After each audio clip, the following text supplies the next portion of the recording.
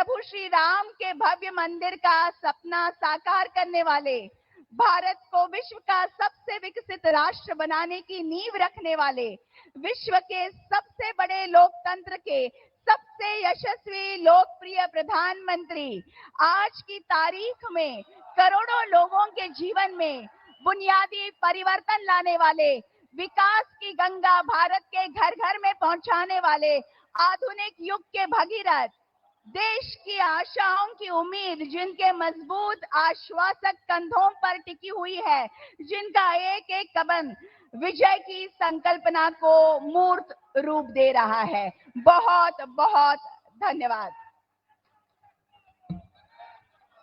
और अब सबसे पहले फूल, शॉल, फेटा तथा मुंबा देवी की प्रतिमा देकर भारत के प्रधानमंत्री माननीय श्री नरेंद्र मोदी जी का स्वागत करेंगे महाराष्ट्र के मुख्यमंत्री माननीय श्री एकनाथ शिंदे जी एवं महाराष्ट्र के उप मुख्यमंत्री माननीय श्री देवेंद्र जी फडणवीस।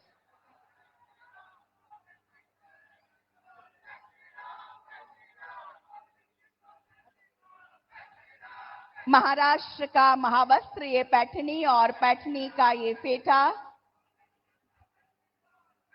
पारंपरिक रूप से शॉल देकर आदर का प्रतीक, स्वागत एवं सम्मान, साथ ही इन फूलों का प्रेम का प्रतीक स्वीकार किया गया है। मुंबई की आराध्य देवता मुंबा देवी की, मुंबा देवी की। और अब स्वागत सम्मान की श्रृंखला में अगली कड़ी तुलजापुर की भवानी माता की प्रतिमा देंगे माननीय श्री देवेंद्र जी फडणवीस एवं एडवोकेट आशीष शेलार जी।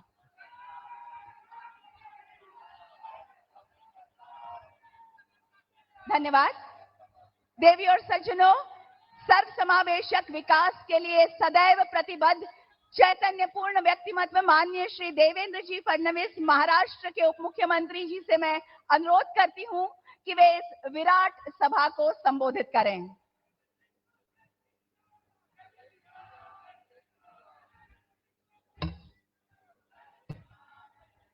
भारत माता की, भारत माता की, छत्रपति शिवाजी महाराज की, धर्मवीर छत्रपति संभाजी महाराज की जय भवानी, जय भवानी, जय जय जय जय जय भवानी, जय जय जय जय जय शिवाजी। हिंदवी स्वराज्याचे सरसंस्थापक छत्रपती शिवरायांना मानाचा मुजरा करतो। भारतीय राज्यघटनेचे शिल्पकार भारतरत्न डॉक्टर बाबासाहेब आंबेडकर यांना मानवंदना अर्पित करतो, ज्यांना खऱ्या अर्थानं क्रांतिगुरु मानलं जातं। ते क्रांतिगुरु लहुजी वस्ताद साळवे यांच्या चरणी नतमस्तक होतो। आणि आज मंचावर उपस्थित असलेले अखिल विश्वातील सर्वाधिक लोकप्रिय नेते आणि भारताचे यशस्वी प्रधानमंत्री आदरणीय नरेंद्र मोदी जी,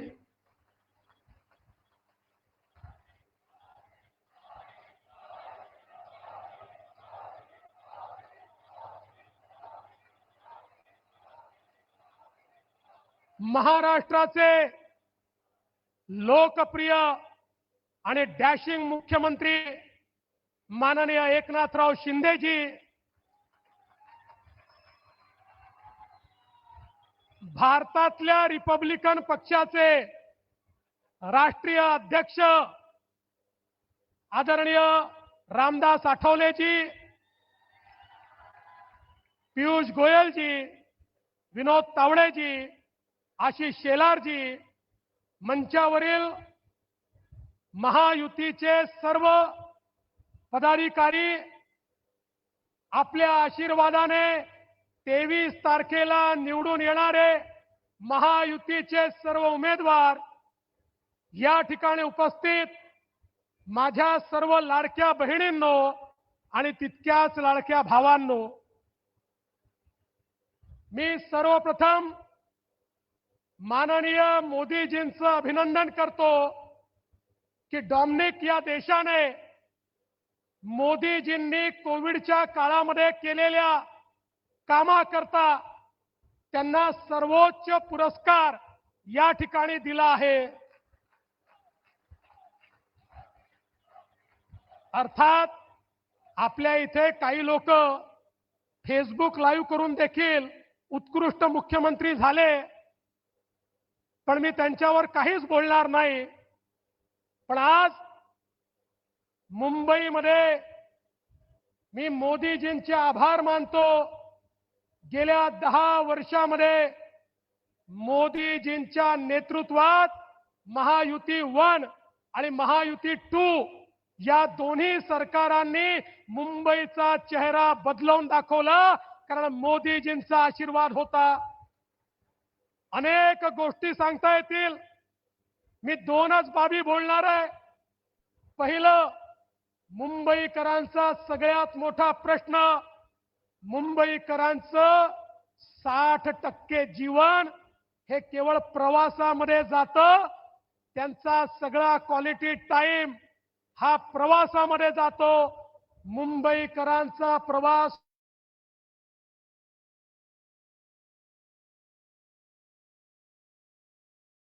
चेहरा बदलला। त्या ठिकाणी प्लॅटफॉर्म असतील, एस्केलेटर्स असतील, लिफ्ट असेल, पॅसेंजर सुविधा असेल, नवीन डब्बे असतील, नवीन ट्रेन असतील, त्याची फ्रिक्वेन्सी असेल, पूर्णपणे ही सबअर्बन रेल्वे बदलली। आणि त्यासोबत जुन्या सरकारने 11 वर्षात 15 वर्षाचं जे सरकार होतं काँग्रेसचं, 11 वर्षात 11 किलोमीटर मेट्रो केली। आपल्या सरकारने 5 वर्षामध्ये 350 किलोमीटर मेट्रोचं नेटवर्क सुरू केलं। मोदीजींच्या नेतृत्वात आपल्या सरकारने कोस्टल रोड तयार केला। नरिमन पॉइंट पासून वरईपर्यंत वरई बांद्रा रोड आहे। बांद्रा वर्सोव्याचं काम चालू आहे। वर्सोवा मड याचं काम सुरू होत आहे।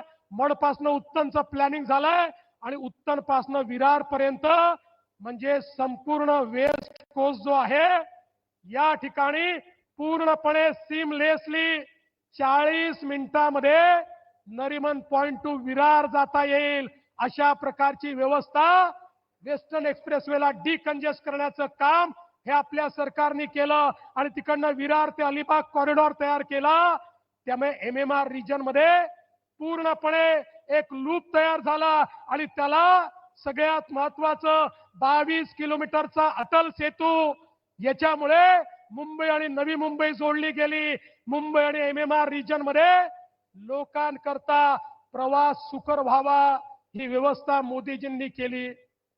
दुसरं महत्त्वाचं, मुंबईकरांचा प्रश्न घराचा। वर्षानुवर्ष माझा मुंबईचा मराठी माणूस या घरांकरता तळपत होता।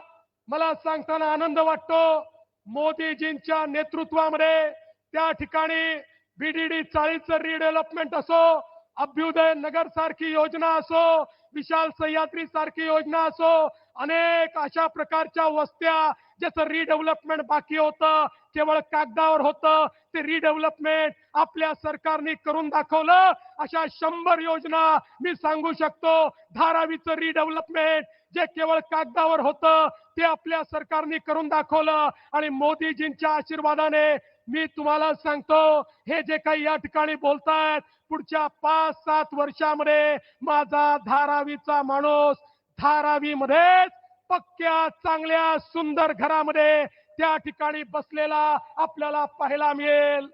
मोदीजींच्या आशीर्वादाने आपण बघू शकतो, आज मुंबईमध्ये रिडेव्हलपमेंट सुरू झाली। त्यातल्या अनेक गोष्टी आता आपण दूर केल्या, 18 निर्णय घेतले आणि मुंबईकरांना सेल्फ रिडेव्हलपमेंटच्या माध्यमातून 1600 प्रोजेक्ट आता पाईपलाईन मध्ये आहे। पुढच्या काळामध्ये 100 स्क्वेअर फूट मध्ये राहणाऱ्याला 500 स्क्वेअर फूटचं घर हे रिडेव्हलपमेंटच्या माध्यमातून याच मुंबईमध्ये मिळत आहे. आणि SRA मध्ये वर्षानुवर्ष बंद असलेल्या वेगवेगळ्या या झोपडपट्ट्यांना लोक बाहेर होती, घर मिळत नव्हती. आमच्या मुख्यमंत्र्यांच्या नेतृत्वात त्याला आम्ही चालना दिली आणि आता वेगवेगळ्या संस्था MMRD असेल, सिडको असेल, सगळ्या संस्था झोपडपट्टी धारकांकरता घर बांधतायत.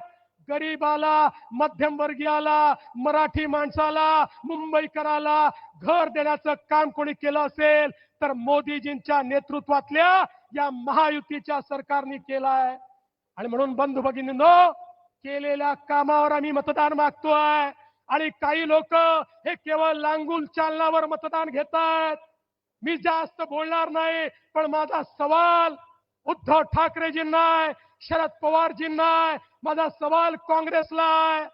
अरे उलेमानच्या 17 मागण्या मान्य करताना तुम्ही त्या वाचल्या होत्या का? त्यातली एक मागणी जी महाविकास आघाडीने मान्य केली ती मागणी अशी आहे, 2012 ते 2024 या महाराष्ट्रात जेवढ्या दंगली घडल्या त्या दंगलीमध्ये जेवढे मुसलमान आरोपी आहेत त्या सगळ्या आरोपींना एका झटक्यात सोडून द्या, ही मागणी उलेमांनी केली. आणि त्या ठिकाणी महाविकास आघाडीने मान्य केली. हे काय चाललंय या महाराष्ट्रामध्ये? अरे यांना आता आपली ताकद दाखवून द्या. हे जर वोट जिहाद करणार असतील तर आता वोटांचं धर्मयुद्ध करण्याची वेळ आमच्यावर आलेली आहे आणि ती तुम्ही कराल हा विश्वास व्यक्त करतो. आणि म्हणून जिथे कमळ आहे तिथे कमळ, जिथे धनुष्यबाण आहे तिथे धनुष्यबाण, आणि जिथे घड्याळ आहे तिथे घड्याळ, आम्हाला मत द्या एवढीच विनंती करतो आणि माझं बोलणं संपवतो. धन्यवाद. जय हिंद, जय महाराष्ट्र. बहुत बहुत धन्यवाद देवेंद्र जी। और अब समृद्ध महाराष्ट्र के प्रगति का उत्तुंग ध्येय सामने रखकर कार्य करने वाले महाराष्ट्र के मुख्यमंत्री माननीय श्री एकनाथ शिंदे जी से मैं संबोधन हेतु अनुरोध करती हूं।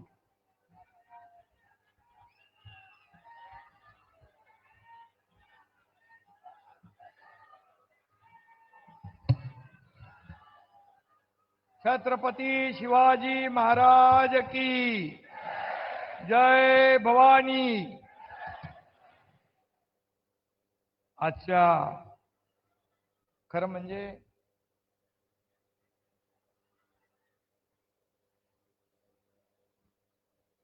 मराठी माणसाच्या स्वाभिमानाची लढाई लढणाऱ्या मुंबई नगरीला आणि मुंबईसाठी हुतात्मे पत्करलेल्या 105 शहीदांना मी सर्वप्रथम वंदन करतो।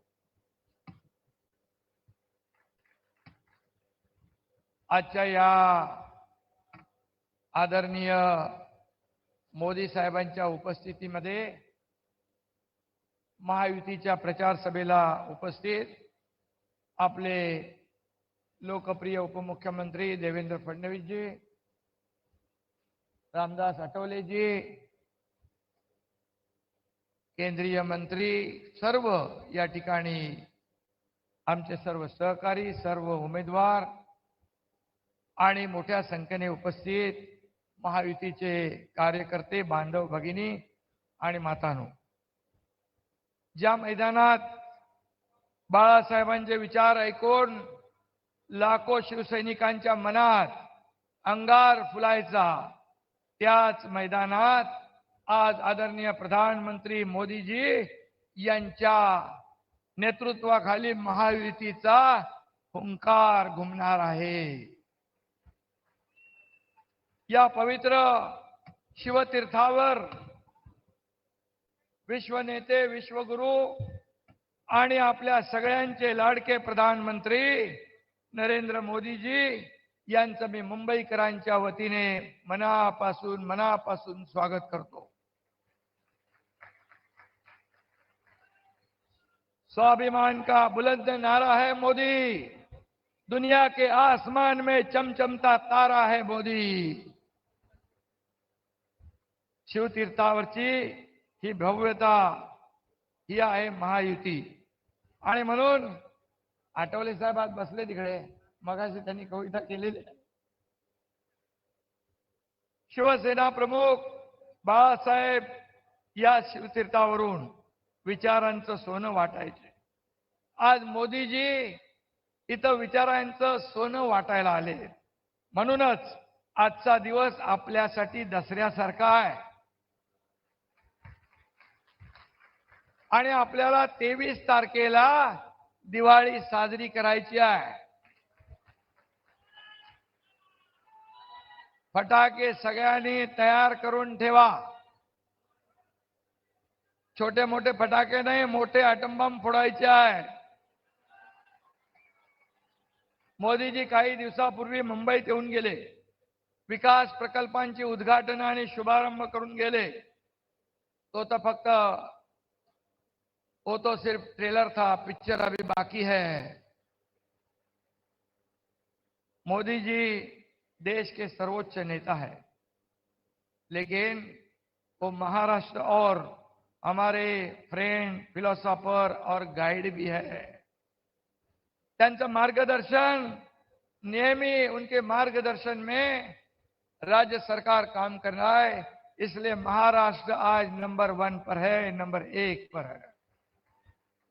मोदी जी ने मुंबई को वर्ल्ड फाइनेंस सेंटर और ग्लोबल फिनटेक कैपिटल बनाने की गारंटी दी है. ये हमारे लिए गर्व की बात है. मोदी जी, हम सब लोग आपसे वादा करते हैं, देश की अर्थव्यवस्था जो $5 ट्रिलियन है, उसमें $1.5 ट्रिलियन की जो योगदान है, ये महाराष्ट्र जरूर देगा. ये हमारी जिम्मेदारी है. आम्ही 2 वर्षापूर्वी विकासाच्या मोदी कार्यात सामील झालो. आम्ही जो मार्ग स्वीकारला त्याची फळं आता महाराष्ट्र चोखताना आपण पाहतोय. आणि महाराष्ट्रामध्ये जी प्रगती सुरू आहे, 2004 ते 2014 या काँग्रेसच्या काळात महाराष्ट्राला केंद्राने 2 लाख कोटी दिले. आता मोदीजींच्या गेल्या 10 वर्षात 2014 ते 24 मध्ये 10 लाख कोटी रुपये दिले. 10 लाख म्हणजे दुप्पट तिप्पट नाही, 5 पट. आणि म्हणून विरोधकांच्या पोटात दुखतंय. आजवर कधी झालं नाही तेवढं काम 2 वर्षात आम्ही महाराष्ट्रात करू शकलो. आणि 2.5 वर्षाच्या ग्रहणातून मुंबईला, महाराष्ट्राला आम्ही सोडवण्याचं काम केलं. खरं म्हणजे कारण बंद सम्राटच त्यावेळी मुख्य पदावर, मुख्यमंत्री पदावर बसले होते. आजही तुम्ही त्यांची भाषा बघा. आमचं सरकार आल्यावर आम्ही क्लस्टर डेव्हलपमेंट बंद करू, रिफायनरी बंद करू, धारावी बंद करू. अरे काय चालू करणार ते तर सांगा. हाँ, अब बस हो गया. या बंद सम्राटांना कायमचं घर बंद करायचं वेळ आलेली आहे. आणि महाराष्ट्राने ठरवलेलं आहे. आम्ही जेव्हा 2 वर्षापूर्वी, 2.25 वर्षापूर्वी सत्तेत आलो, त्यावेळेस पुन्हा आम्ही जे प्रकल्पांना स्टे दिला होता, स्पीड ब्रेकर टाकले होते, ते सगळे काढले आणि सुपरफास्ट काम सुरू केलं. आणि या राज्याला इंडस्ट्री फ्रेंडली स्टेट म्हणून पुन्हा ओळख निर्माण करून दिली. परकीय गुंतवणुकीत आज महाराष्ट्र नंबर 1 ला आहे. उद्योगांसाठी आज महाराष्ट्र फेवरेट डेस्टिनेशन झालंय. लाखो रोजगारांना संधी मिळतेय. मुंबईचा कोस्टल रोड तर गेम चेंजर आहे. आणि आणखी एक योजना एक योजनेने गेम चेंज केला आहे. आणि महाविकास आघाडीचाही गेम चेंज केलाय. कुठली योजना आहे? मुख्यमंत्री माझी लाडकी बहीण योजना. त्यामुळे त्यांच्या पायाखालची वाळू सरकली आहे. आपली योजना सुपरहिट झाली आहे. आणि म्हणून या लाडक्या बहिणींच्या प्रतिसादामुळे महाविकास आघाडी, महाबिघाडी कोमात गेले, कोमामध्ये. आणि म्हणून आम्ही म्हणतो काम केलं भारी, आता पुढची तयारी. आणि म्हणून कालपर्यंत आमच्या बहिणींचा अपमान करणारे लोक भीक देताय का, लाच देताय का, विकत घेताय का, अशा प्रकारचं विरोध करणाऱ्या लाडक्या बहीण योजनेला खोडा घालणाऱ्या योजनेला हे खोडा घालणारे सावत्र भाऊ यांना या महाराष्ट्रातल्या माझ्या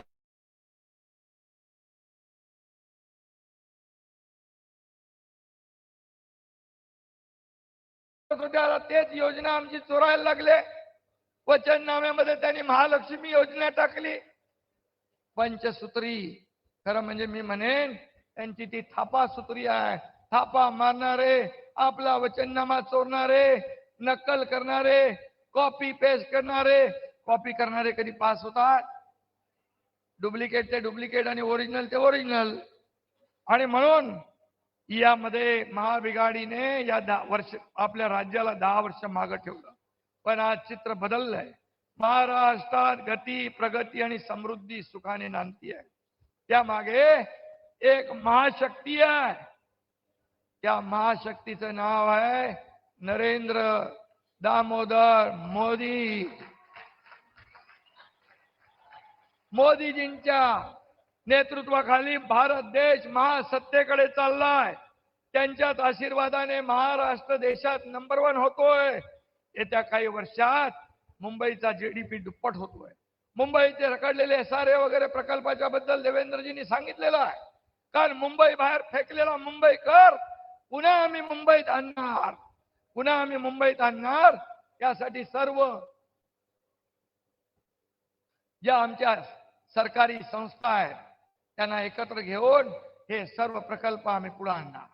सर्व प्रकल्प आम्ही त्याचा पुनर्विकास करणार आणि मुंबईला, मुंबईकर जे बाहेर गेले त्यांना पुन्हा मुंबईमध्ये हक्काचं घर देणार. हा आमच्या सरकारचा शब्द आहे. मी त्याच्यामध्ये डिटेलमध्ये जात नाही. आणि म्हणून मुंबईला खड्डेमुक्त, प्रदूषण मुक्त, भ्रष्टाचार मुक्त करणार हा देखील आपला संकल्प आहे. फक्त मुंबई नाही तर संपूर्ण महाराष्ट्रामध्ये विकासाचं विकेंद्रीकरण करण्याचा निर्णय आपला आहे. आणि म्हणून मी सांगतो 2014च्या पूर्वीचा काळ आठवा. त्या काळामध्ये भ्रष्टाचार, घोटाळे, रकानेच्या रकाने भरून यायचे. पण आज तुम्ही ज्या मोदीजींवर आरोप करताय, त्यांना शिव्या घालताय, या मोदीजींवर 10 वर्षात एक तरी घोटाळ्याचा, भ्रष्टाचाराचा आरोप डाग तुम्हाला लावता आला नाही. तुम्ही दागी आहात. आमचे प्रधानमंत्री बेदाग आहेत आणि हीच आमची कमाई आहे.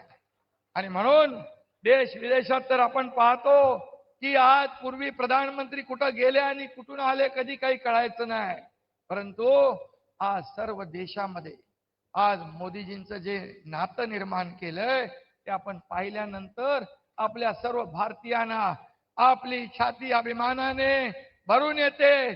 आपल्याला हे आपण सर्व भाग्यवान आहोत की आपल्या देशाचं नाव जगभरात रोशन करण्याचं काम मोदी साहेबांनी केलंय. आणि म्हणून मी एवढंच सांगतो, महाराष्ट्र विकास विरोधी आणि महाराष्ट्र विकास विरोधी आणि विकासाचे मारेकरी ही महाविकास आघाडीला या महाराष्ट्रातली जनता थारा देणार नाही. आता मुंबईकरांचं ठरलंय, लोकसभेतलं वारं आता फिरलंय आणि ते महायुती या ठिकाणी 100% आल्याशिवाय राहणार नाही. हा शब्द या ठिकाणी आपल्याला देऊ इच्छितो. खरं म्हणजे म्हणतात आमची क्रांतीची मशाल आहे. अरे घराघराला आग लावणारी तुमची मशाल आहे. जाती जातीमध्ये आग लावणारी तुमची मशाल आहे. जाती जातीमध्ये तेढ निर्माण करणारी मशाल आहे. आणि म्हणून या जनतेच्या गळ्याभोवती आवडलेला काँग्रेसचा फास आपल्याला सोडवायचा आहे. आणि म्हणून यासाठी जनता सुज्ञ आहे. योग्य निर्णय घे. आणि 20 तारखेला धनुष्यबाण असेल तिथे धनुष्यबाण, कमळ असेल तिथे कमळ आणि घड्याळ असेल तिथे घड्याळ. ते बटन दाबून मुंबईतल्या 36च्या 36 आपल्या उमेदवारांना आमदार करण्याचा संकल्प करूया. एवढंच आपल्याला मी या ठिकाणी सांगतो. जाते जाते 2 पंक्तियां कहता हूं. कभी ठंड में ठिठुर कर देख लेना, कभी तपती धूप में जल के देख लेना. कैसी की जाती है मुल्क की हिफाजत, हमारे प्रधानमंत्री मोदी जी से सीख लेना। धन्यवाद। जय हिंद, जय महाराष्ट्र।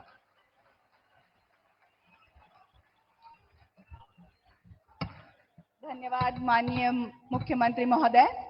देवी और सज्जनों, नव भारत के जनक, प्रखर राष्ट्रभक्त, कर्मयोगी युग पुरुष, आत्मनिर्भर तथा विकसित भारत का सपना साकार करने वाले, करोड़ों लोगों की मन की और दिल की बात जानने वाले भारत के प्रधानमंत्री माननीय श्री नरेंद्र मोदी जी से मैं सविनय प्रार्थना करती हूं कि आज के इस अवसर पर वे अपनी ओजस्वी वाणी तथा बहुमोल विचारों से हमें अनुग्रहित करें।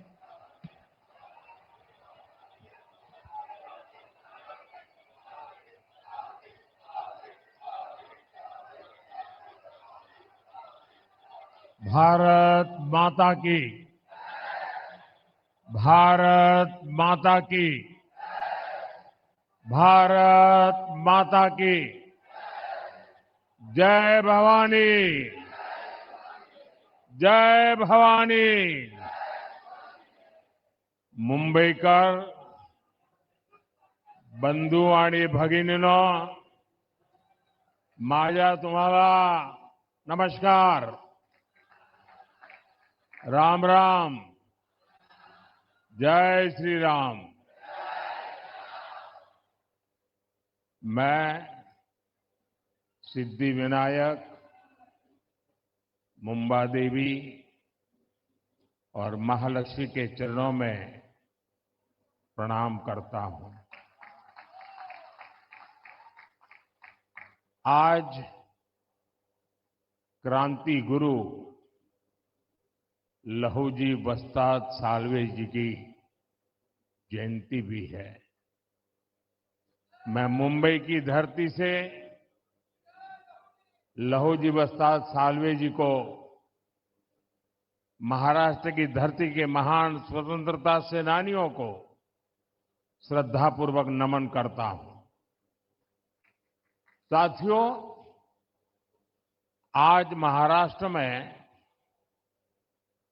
इस चुनाव की ये मेरी आखिरी जनसभा है। मैंने इस दौरान पूरे महाराष्ट्र का दौरा किया है। विदर्भ, मराठवाड़ा, पश्चिम महाराष्ट्र, उत्तर महाराष्ट्र, कोंकण, हर क्षेत्र के लोगों से मेरा संवाद हुआ और अब मैं आमची मुंबई में हूं।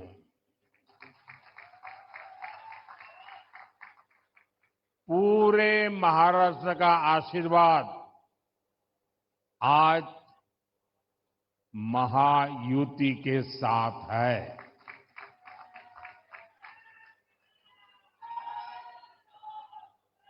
आज हर और एक ही आवाज है, भाजपा महायुती आहे तर गती आहे, महाराष्ट्राची प्रगती आहे। साथियों, महाराष्ट्र की धरती से हर युग में नए चिंतन की नई धाराएं निकली है। यहां से संत ज्ञानेश्वर, संत तुकाराम, संत नामदेव जैसे संतों ने, विद्वानों ने समाज को दिशा दिखाई। यहीं से छत्रपति शिवाजी महाराज हिंदवी स्वराज का संकल्प देश को दिया।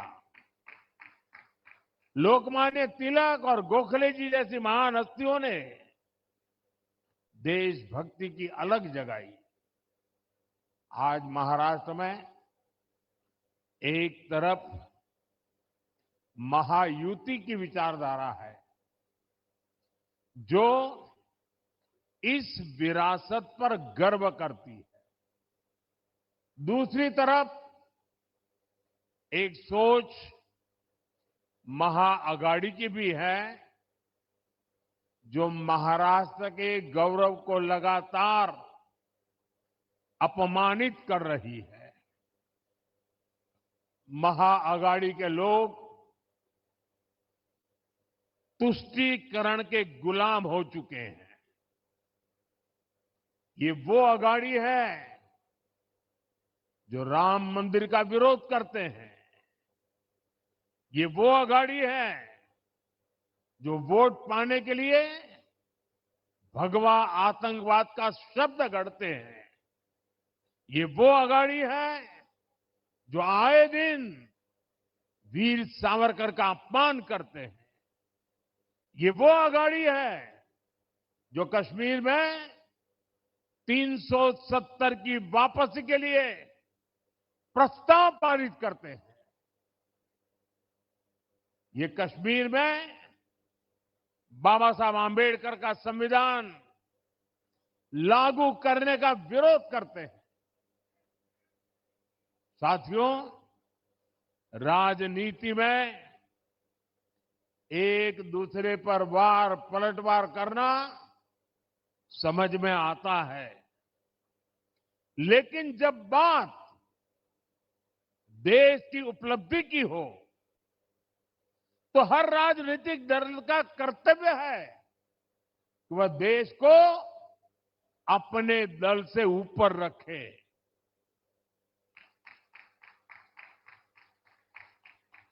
भाजपा का, महायुति का ये मंत्र है, ये नीति है, ये हमारी वृत्ति भी है, प्रवृत्ति भी है। लेकिन अघाड़ी वालों के लिए देश से ऊपर उनका दल है। जब भारत आगे बढ़ता है तो अघाड़ी वालों को तकलीफ होती है। भारत की हर उपलब्धि पर अघाड़ी वाले सवाल उठाते हैं। यही लोग हैं जिन्होंने दशकों तक मराठी भाषा को अभिजात भाषा का दर्जा नहीं दिया, और जब हमने मराठी भाषा को ये सम्मान दिया तो इन्हें सांप सूंघ जाता है। इसलिए आपको महाअघाड़ी वालों की राजनीति से, उनके इरादों से बहुत सावधान रहना है। साथियों, मुंबई सपनों का शहर है, तो महायुति सपनों को सिद्ध करने वाला गठबंधन है। देश का गरीब, मध्यम वर्ग और सामान्य मानवी, जिसे दशकों तक खुलकर सपने देखने का भी मौका नहीं मिला, आज उसके सपने पूरे हो रहे हैं। हमारी सरकार ने स्टार्टअप इंडिया अभियान शुरू किया। आज मुंबई में बड़ी संख्या में स्टार्टअप आ रहे हैं।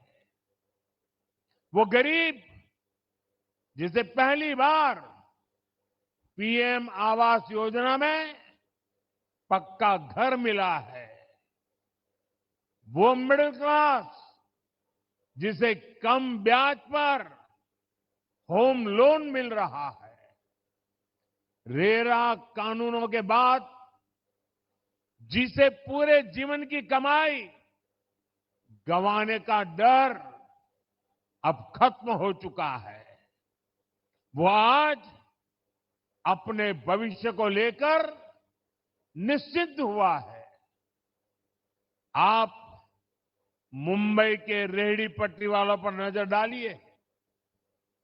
आज लगभग 70 लाख रेहड़ी पटरी वालों को पीएम स्वनिधि योजना की मदद से अपना व्यापार बढ़ाने में मदद मिली है। और इसका फायदा यहां मुंबई के भी हमारे 1 लाख से ज्यादा रेहड़ी पटरी वालों को मिला है। और मैं मुंबई के हमारे साथियों का आभार व्यक्त करता हूं कि 1 आध साल पहले मुझे इन सभी रेहड़ी पटरी वालों के कार्यक्रम में आने का अवसर मिला था और उनके चेहरे पर जो उमंग था, उत्साह था, कुछ कर गुजरने का मादा था, वो वाकई प्रेरणा देने वाला था। साथियों, सेवा भावना से काम केवल और केवल बीजेपी और महायुति ही कर सकती है।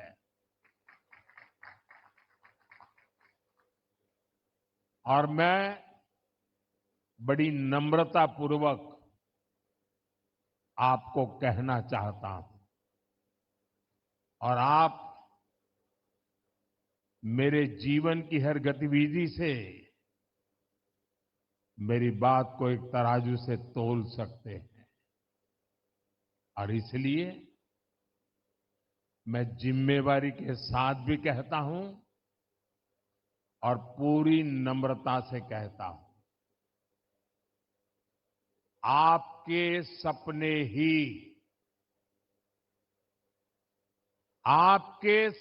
ही हमारे संकल्प है।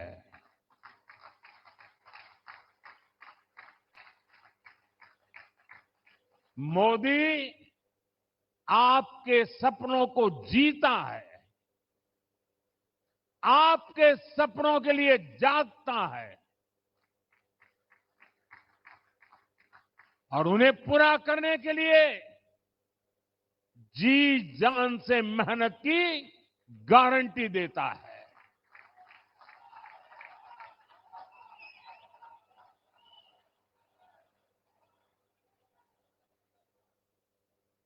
साथियों, आज दुनिया का हर देश अपने बड़े शहरों को आधुनिक बनाने में लगा है। मुंबई के लिए यही सपना बीजेपी और महायुति ने देखा है। आज हर मुंबईकर देख सकता है कि हम कितने बड़े स्केल पर विकास कार्यों को आगे बढ़ा रहे हैं। हमारी सरकार मुंबई को कनेक्टिविटी की हर परेशानी से मुक्ति दिलाना चाहती है और शिंदे जी ने और देवेंद्र जी ने अभी विस्तार से इसका वर्णन भी किया है। आज मुंबई में लाखों करोड़ रुपए की परियोजनाएं चल रही है। मेट्रो लाइन हो, लोकल ट्रेनें हो, मुंबई और आसपास के शहरों को जोड़ने वाले पुल हो, महामार्ग हो, एयरपोर्ट हो, हर दिशा में तेजी से काम हो रहा है। साथियों, हमारे देश में आजादी के बाद दशकों तक केंद्र में कांग्रेस की सरकार रही। यहां भी दशकों तक कांग्रेस की सरकार रही, लेकिन मुंबई को लेकर इन्होंने कोई फॉरवर्ड प्लानिंग की परवाह ही नहीं की। नतीजा ये हुआ कि हमारी मुंबई लगातार पिछड़ती चली गई। कांग्रेस का मिजाज मुंबई के ठीक उल्टा है। मुंबई का मिजाज यानी ईमानदारी और कड़ी मेहनत। मुंबई का मिजाज यानी आगे बढ़ने की ललक। लेकिन कांग्रेस का मिजाज क्या है? कांग्रेस का मिजाज है भ्रष्टाचार। कांग्रेस का मिजाज है देश को पीछे धकेलना। कांग्रेस का मिजाज है विकास में अड़ंगा डालना। आपको याद रखना है, इन्होंने अटल सेतु का विरोध किया था, इन्होंने मेट्रो का विरोध किया था।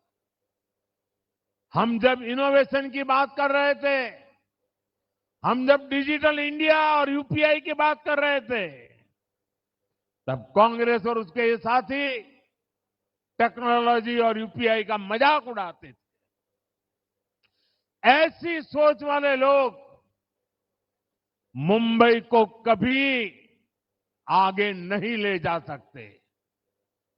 साथियों, हमारी मुंबई जोड़ने में विश्वास करती है, लेकिन कांग्रेस और अघाड़ी केवल और केवल तोड़ने की बात करते हैं। मुंबई में हर जाति समुदाय के लोग आते हैं, हर भाषा के लोग आते हैं, एक साथ रहते हैं, लेकिन महाअघाड़ी वाले जाति के नाम पर लोगों को लड़वाने में लगे हैं। साथियों, कांग्रेस का शाही परिवार दलितों, पिछड़ों, आदिवासियों से नफरत करता है। सरकार बनाने के लिए तड़प रही कांग्रेस बिना पानी को जैसे मछली तड़पती है ना, वैसे एसटी, एससी, ओबीसी की एकजुटता तोड़ना चाहती है। इसलिए वो एसटी की जातियों को आपस में लड़ा रही है, एससी, ओबीसी की जातियों को आपस में लड़ा रही है। ये जातियां लड़ेगी तो कमजोर होगी, और जितनी ज्यादा जातियां कमजोर होगी, कांग्रेस मजबूत होती चली जाएगी। मजबूत कांग्रेस सरकार में आकर एसटी, एससी, ओबीसी की उनको तबाह करेगी, आपका आरक्षण छीन लेगी। और इसलिए ही मैं बार बार कह रहा हूं, आज इस बात की सबसे ज्यादा जरूरत है। जिस प्रकार से अघाड़ी के लोग कारनामे कर रहे हैं, जिस प्रकार से कांग्रेस के शाहजादे देश में तबाही की भाषा बोल रहे हैं, तब आज एक बात बहुत जरूरी हो गई है, और वो है एक है तो सेफ है, एक है तो, एक है तो, एक है तो। मुंबई तो बाला साहब ठाकरे के सिद्धांतों का शहर है।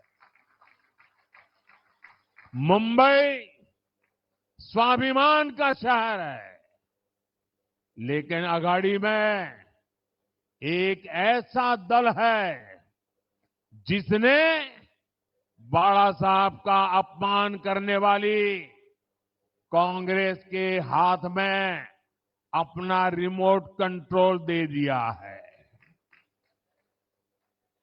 और इसलिए मैंने इन्हें चुनौती दी थी कि कांग्रेस के मुंह से, कांग्रेस के शहजादे के मुंह से बाला साहब ठाकरे की प्रशंसा के लिए कुछ बात जरा बुलवा के दिखा दीजिए। अरे एक बार तो कांग्रेस के शहजादे से मुंह से निकलवाइए, हिंदू हृदय सम्राट बाला साहब ठाकरे।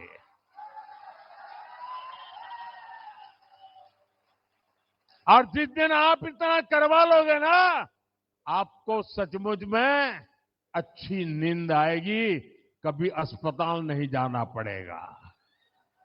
बाला साहब के आशीर्वाद मिलेंगे। आज तक ये लोग कांग्रेस के शाहजादे से बाला साहब ठाकरे की प्रशंसा नहीं करवा पाए हैं। और यही अघाड़ी वालों की सच्चाई है। वीर सावरकर को गालियां देने वालों को भी ये लोग गले लगाते घूम रहे हैं।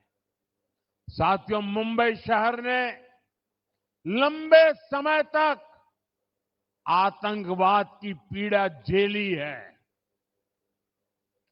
आतंकवाद से मिले जख्मों को यहां के लोग अब भी भूले नहीं हैं। एक समय था जब हर कोई यहां बसों में, ट्रेन में, लोकल में डर डर के चलता था। लोग सोचते थे कि आज अपने परिवार से मिल पाएंगे या नहीं, घर लौट पाएंगे या नहीं, अनहोनी की आशंका लगी रहती थी। लेकिन बीते वर्षों में लोगों के मन में सुरक्षा का भाव आया है। यही पुलिस थी, यही सुरक्षा एजेंसियां थी, यही सरकार थी, यही फाइलें थी। लेकिन तब सरकार और थी, आज मोदी है।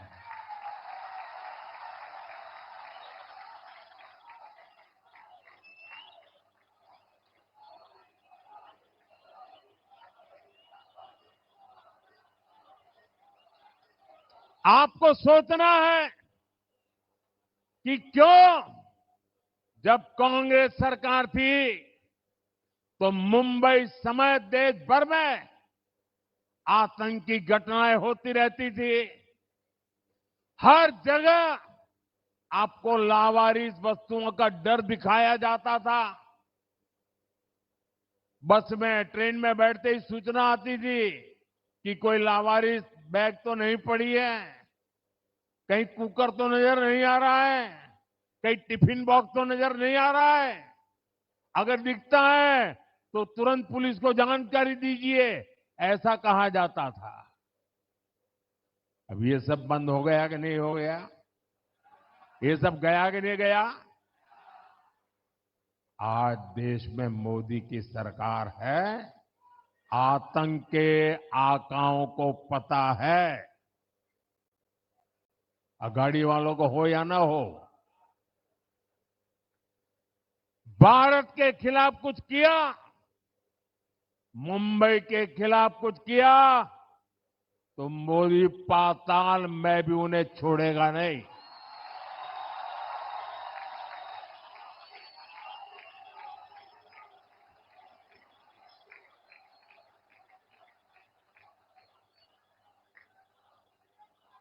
साथियों, मुंबई की एक बहुत बड़ी ताकत है महिलाओं की भागीदारी और वुमेन लेड डेवलपमेंट। देश के दूसरे शहरों में भी मुंबई की मिसाल दी जाती है। आज स्टार्टअप्स को लीड करने से लेकर ड्रोन दीदी की भूमिका निभाने तक महाराष्ट्र की महिलाएं देश को दिशा दिखा रही है। महाराष्ट्र में 27,000 से ज्यादा स्टार्टअप्स, जिनमें से अनेकों स्टार्टअप का नेतृत्व महिलाएं कर रही है, हमारी माताएं, बहनें, बेटियां कर रही है।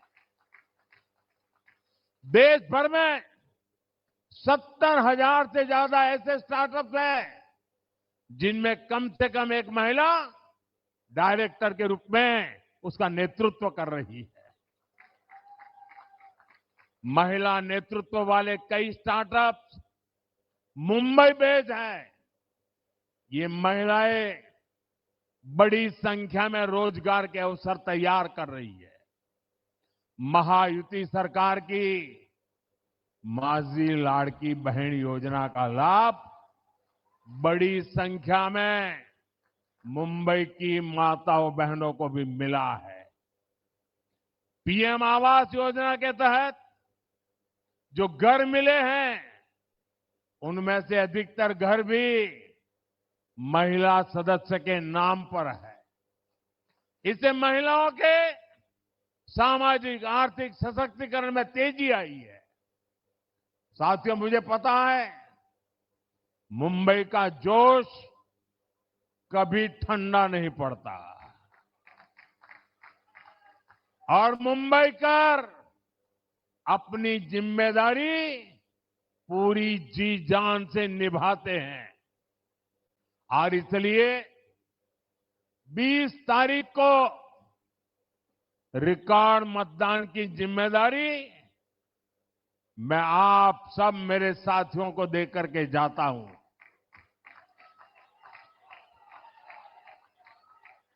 हमेशा ये जोश बनाए रखना है। हमें महायुति के सभी उम्मीदवारों को भारी बहुमत से विजयी बनाना है और आपको मुंबई में महायुति की नई सरकार के शपथ ग्रहण की तैयारी भी करनी है। और एक अर्थ में तो मैं कहूंगा कि मेरी चुनावी सभा कम है। आज तो मैं महायुति की सरकार जब बनेगी, नतीजे आने के 7-10 दिन में, मैं उस महायुति की सरकार की शपथ समारोह का आपको निमंत्रण देने के लिए आया हूं।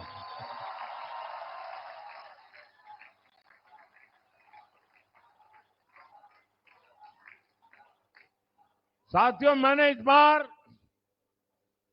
झारखंड का चुनाव भी देखा है, महाराष्ट्र का चुनाव भी देखा है और मैं कुछ दिन पहले हरियाणा के चुनाव को भी देख रहा था।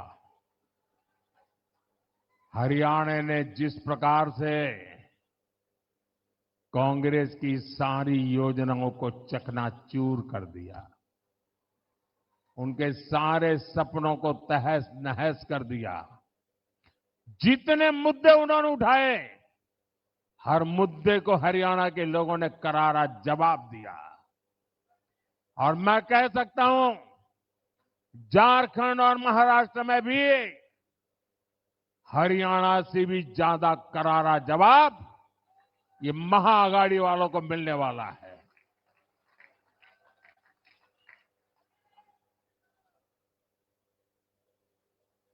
झूठ लंबे समय तक जिंदा नहीं रह सकता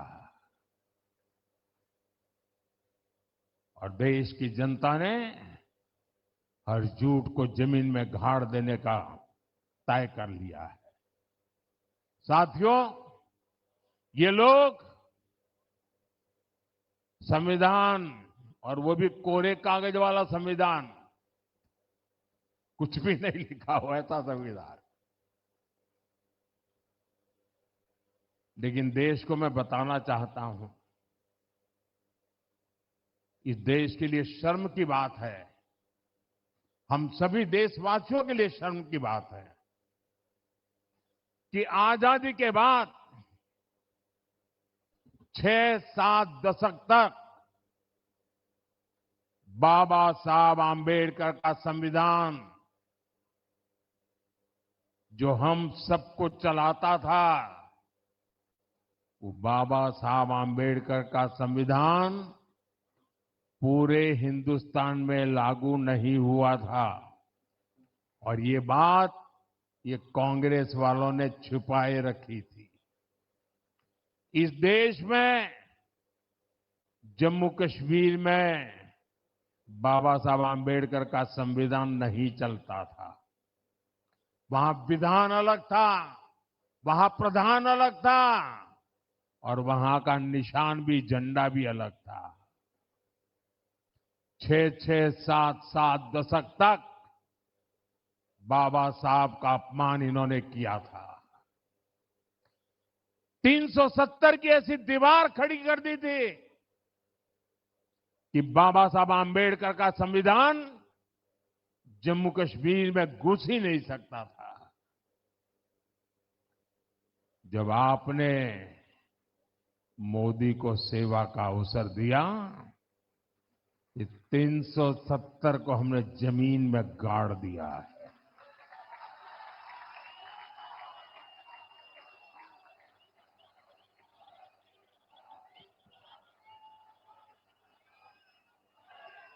और तब जाकर के बाबा साहब आंबेडकर का संविधान जम्मू कश्मीर में लागू हुआ। आप हैरान हो जाएंगे, जम्मू कश्मीर में हाई कोर्ट का जज अगर महाराष्ट्र से गया होगा तो भी, आंध्र से गया होगा तो भी, तमिलनाडु से गया होगा तो भी, जम्मू कश्मीर में हाई कोर्ट का जज भारत के संविधान पर शपथ नहीं लेता था, वो जम्मू कश्मीर के विधान के आधार पर शपथ लेता था।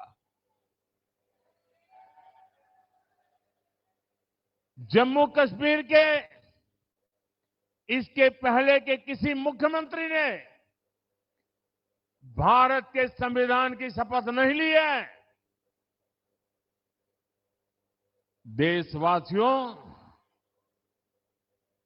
आज अभी जो जम्मू कश्मीर में सरकार बनी, आजादी के बाद पहली बार भारत के संविधान की शपथ लेकर के मुख्यमंत्री का काम शुरू हुआ।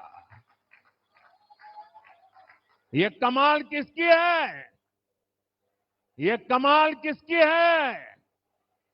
ये कमाल किसकी है? ये कमाल किसकी है? ये कमाल मोदी की नहीं है, ये आपके एक वोट की ताकत है कि 370 जमीन में चली गई।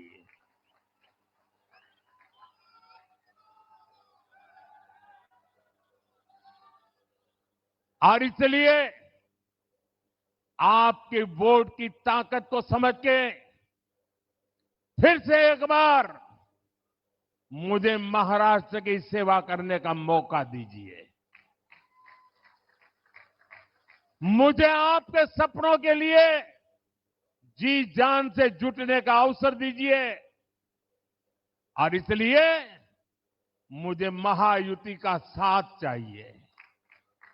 आपके सपने पूरे करने के लिए महाराष्ट्र में महायुति की सरकार चाहिए, ताकि मैं बिना कोई रोक टोक आपकी सेवा करता रहूं। इसीलिए मैं आज आपसे आशीर्वाद मांगने आया हूं, महायुति के लिए आशीर्वाद मांगने आया हूं, मेरे इन सभी साथियों के लिए आपका आशीर्वाद मांगने आया हूं। मेरे साथ बोलिए, भारत माता की, भारत माता की, भारत माता की। बहुत बहुत धन्यवाद।